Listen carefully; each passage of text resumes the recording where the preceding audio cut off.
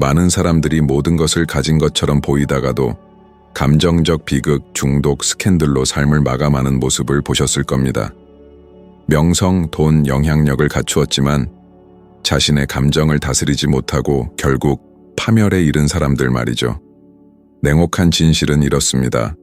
삶의 어려움을 다루는 법을 배우지 못한 사람은 겪어야 할 고통보다 훨씬 더 큰 고통을 겪게 되어 있습니다. 하지만 다른 길이 있습니다. 평화, 지혜, 내면의 힘으로 가는 길입니다. 오늘은 바로 이것에 대해 이야기해 보겠습니다.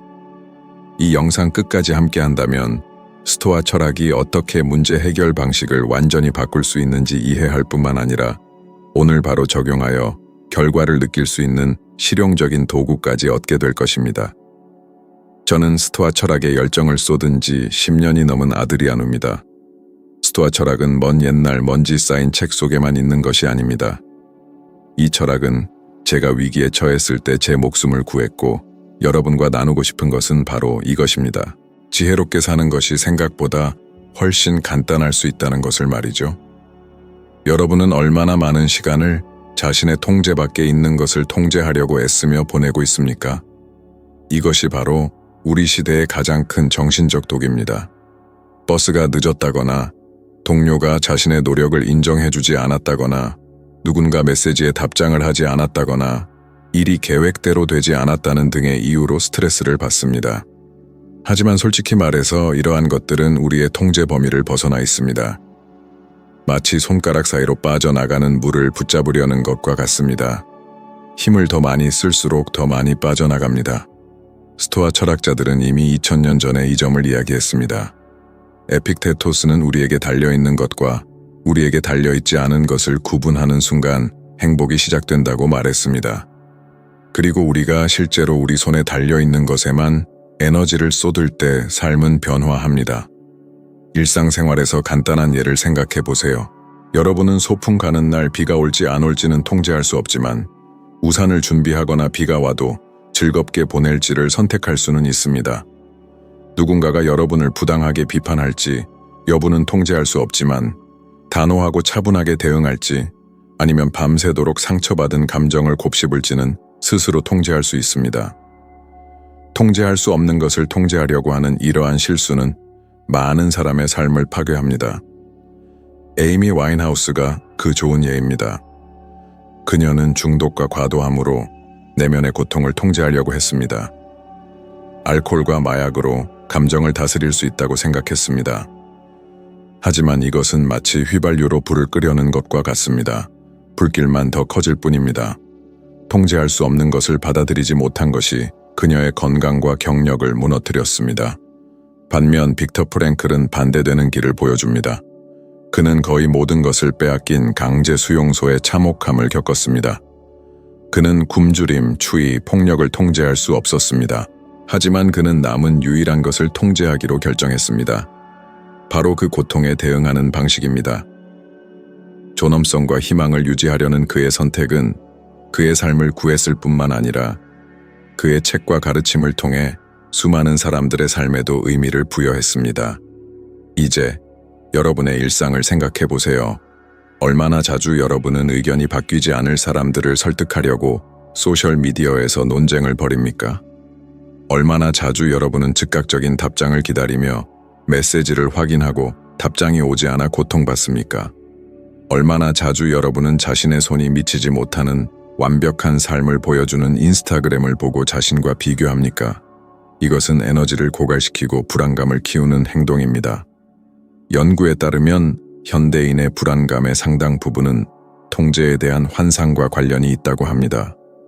뇌는 문제를 예상하고 우리에게 달려있지 않은 결과를 예측하려는 끊임없는 사이클에 갇힙니다. 이것은 정신과 육체를 모두 소모시킵니다. 스토아적 방법은 전혀 다릅니다. 세상은 혼란스럽고 사람들은 실수하며 모든 일이 계획대로 되지는 않는다는 것을 받아들이는 것입니다. 그리고 이것과 싸우는 대신 자신의 반응을 조절하는 법을 배우는 것입니다. 여러분이 잠에서 깨어 차가 시동이 걸리지 않는다는 것을 알게 되었다고 상상해 보세요. 일반적인 반응은 불평하고 화내고 하루 종일 스트레스를 받는 것입니다. 하지만 그렇게 한다고 무엇이 달라집니까? 아무것도 없습니다. 이제 숨을 깊이 쉬고 휴대폰을 집어들고 대체 교통수단을 부르고 앞으로 나아간다면 에너지를 보존하고 실제 문제를 해결할 수 있습니다. 어려움에서 벗어나는 것이 아니라 여러분이 바꿀 수 없는 것과 싸우는 불필요한 무게에서 벗어나는 것입니다. 등에 제국의 무게를 지고 있던 로마 황제 마르쿠스 아우렐리우스는 이렇게 말했습니다. 당신은 외부 사건이 아닌 자신의 마음에 대한 권력을 가지고 있습니다. 이것을 이해한다면 당신은 힘을 얻게 될 것입니다. 이 문장이 현재에도 얼마나 적절한지 놀랍습니다. 직장에서 여러분은 경제를 통제할 수 없지만 준비하고 최신 정보를 얻고 더 가치 있는 사람이 되는 방법을 찾을 수 있습니다. 관계에서 여러분은 상대방의 행동을 통제할 수 없지만 명확하게 소통하고 한계를 설정하고 존엄성을 유지하기로 결정할 수 있습니다. 건강에서 여러분은 유전자를 통제할 수 없지만 무엇을 먹고 어떻게 운동하며 어떻게 자신의 몸을 관리할지는 스스로 통제할 수 있습니다. 여기에 여러분의 한 주를 바꿀 수 있는 실용적인 연습이 있습니다. 사흘 동안 무언가 때문에 불안감이나 분노를 느낄 때마다 자신에게 물어보십시오. 이것은 내 통제 안에 있는가 아닌가? 만약 아니라면 놓아주십시오. 만약 그렇다면 행동하십시오. 이 간단한 정신적 필터는 불필요한 싸움, 무의미한 걱정, 그리고 결코 바뀌지 않을 것들에 에너지를 낭비하는 것을 피할 수 있게 해줄 것입니다. 마치 돌로 가득 찬 배낭을 메고 있다가 그냥 내려놓을 수 있다는 것을 깨닫는 것과 같습니다. 우리가 통제할 수 있는 것을 통제하는 것은 자유를 얻는 한 방법이기도 합니다. 여러분은 다른 사람들이 하는 일이나 세상이 여러분에게 던지는 것에 좌우되지 않습니다. 이것은 혁명적입니다. 여러분이 가장 존경하는 사람들을 생각해 보세요. 일반적으로 그들은 주위 사람들이 모두 공황 상태에 빠져 있을 때도 침착함을 유지하는 사람들입니다. 왜 이것이 그렇게 인상적일까요?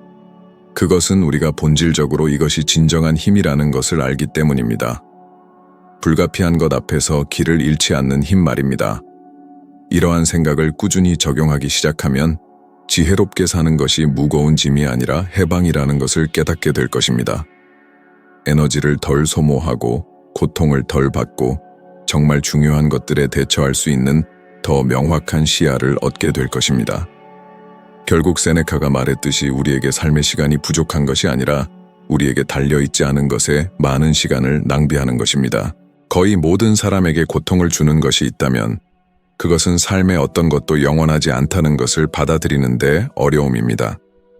우리는 이성적으로는 알고 있지만 본능적으로는 모든 것이 영원할 것처럼 살아갑니다. 그리고 바로 이러한 착각이 고통을 야기합니다. 관계의 종식, 직장을 잃는 일, 사랑하는 사람의 죽음, 동료의 퇴사와 같은 일상의 작은 변화까지도 우리는 그것이 영원히 그대로 있을 것이라는 기대를 갖기 때문에 우리가 감당해야 할 것보다 훨씬 더 큰 충격을 받습니다.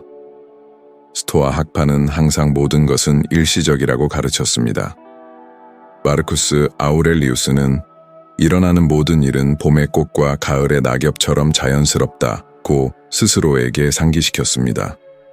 즉, 계절이 변하는 것처럼 삶도 끊임없이 변화하고 있습니다.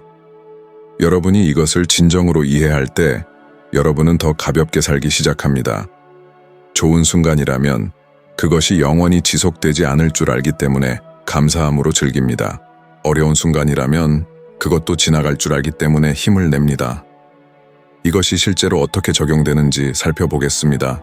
집에서 얼마나 자주 사소한 일로 다투면서 나중에 화해할 기회가 무한히 있을 것이라고 믿었습니까? 얼마나 자주 여러분은 그 사람이 항상 거기에 있을 것이라고 생각하며 특별한 사람에게 관심을 주지 않았습니까? 그러다 어느 날 그 사람이 더 이상 거기에 없다는 것을 깨달았습니다. 이것이 죽음의 침대에 누운 사람들이 가장 후회하는 것 중 하나입니다. 자신이 가졌던 사람들과 단순한 순간들을 소중히 여기지 않은 것입니다. 변치 않음을 거부하는 것은 많은 사람들의 삶을 파괴했습니다. 마이클 잭슨이 좋은 예입니다. 그는 자연적인 노화 과정을 받아들이지 못하고 어떤 대가를 치르더라도 젊음을 유지하려고 필사적으로 노력했습니다. 성형 수술, 약물, 몸의 극단적인 변화, 불가피한 것과의 싸움은 결국 그의 죽음으로 이어질 정도의 심각한 신체적, 정신적 불균형으로 이어졌습니다. 이것은 우리가 시간과 싸울 때 항상 우리가 패배한다는 증거입니다. 하지만 반대쪽에는 영감을 주는 예도 있습니다. 키아누 리브스는 고통스러운 상실을 겪고 사랑하는 사람들이 비극적으로 죽는 것을 보았지만 고통을 부정하거나 회피하려고 시도하지 않았습니다. 그 대신 그는 변화를 삶의 일부로 받아들였습니다. 그는 단순하게 살고 일상의 순간들을 즐기며 과도함에 집착하지 않습니다. 그는 모든 것이 일시적이라는 것을 받아들이는 것이 무관심의 동의어가 아니라 지혜임을 실제로 보여줍니다. 현대 연구도 스토아 학파가 이미 알고 있던 것을 확인합니다.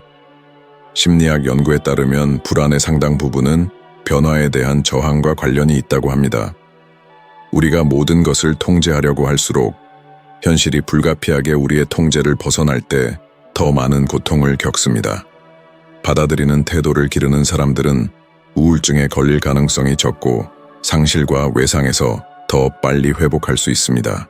마치 그들이 삶의 자연스러운 흐름에 대처할 준비가 더 잘 된 것과 같습니다. 직장을 잃었다고 상상해 보세요. 첫 번째 반응은 모든 것이 끝났다고, 다시 일어설 수 없다고, 그것이 돌이킬 수 없는 비극이라고 믿는 것입니다. 하지만 여러분이 변화를 이해한다면 상황을 다르게 봅니다. 그 순환이 끝났다는 것을 인정하지만 새로운 길이 열릴 것이라는 것을 압니다. 상실 후에야 진정한 성취를 발견한 사람들의 이야기를 얼마나 많이 들었습니까? 그들은 저항하는 대신 변화를 받아들였기 때문에 성공할 수 있었습니다. 이러한 추론은 좋은 순간에도 적용됩니다. 여러분은 친구나 가족과 함께 즐거운 저녁 식사를 하고 있습니다. 그것이 영원히 지속될 것이라고 생각한다면 그만큼 가치를 두지 않습니다. 하지만 매 순간이 유일하고 다시는 돌아오지 않을 수 있다는 것을 깨닫는다면 온 마음과 정성을 다 바칠 것입니다. 휴대폰은 더 이상 중요하지 않고 직장의 걱정은 뒷전으로 밀려나고 당신은 현재를 진정으로 살아갑니다. 이것이 바로 무상함을 이해하는 마법입니다. 그것은 당신에게 지금의 가치를 보여줍니다. 세네카는 모든 사람에게 일어나는 일에 대해 불평하는 것은 어리석은 짓이라고 말했습니다. 우리 모두는 나이 들고 무언가를 잃고 방향을 바꿀 것입니다. 그것은 불가피합니다. 그렇다면 왜 저항해야 할까요? 그것에 맞서 싸우는 것을 멈추면 저항에 사용했던 에너지를 새로운 것을 창조하고 진정한 관계를 키우고 매 순간을 즐기는 데 사용할 수 있다는 것을 알게 됩니다. 간단한 연습이 이것을 내면화하는 데 도움이 될 수 있습니다. 앞으로 며칠 동안 일상생활에서 무언가가 바뀔 때마다 불평하는 대신 잠시 멈춰서서 스스로에게 말하세요. 이것 또한 삶의 일부이다. 좋은 일이라면 그것이 덧없다는 것을 알기에 더욱 강렬하게 즐기세요. 나쁜 일이라면 깊이 숨을 쉬세요. 그것 또한 지나갈 것이기 때문입니다. 이 작은 습관은 당신의 마음이 변화에 더 잘 대처하도록 만들어줄 것입니다. 결국 변화는 무서운 괴물이 아니라 존재의 자연스러운 흐름의 일부가 될 것입니다. 무상함을 진정으로 받아들이면 두려움은 줄어들고 과도한 집착은 사라지며 삶은 독특한 강렬함을 얻게 됩니다.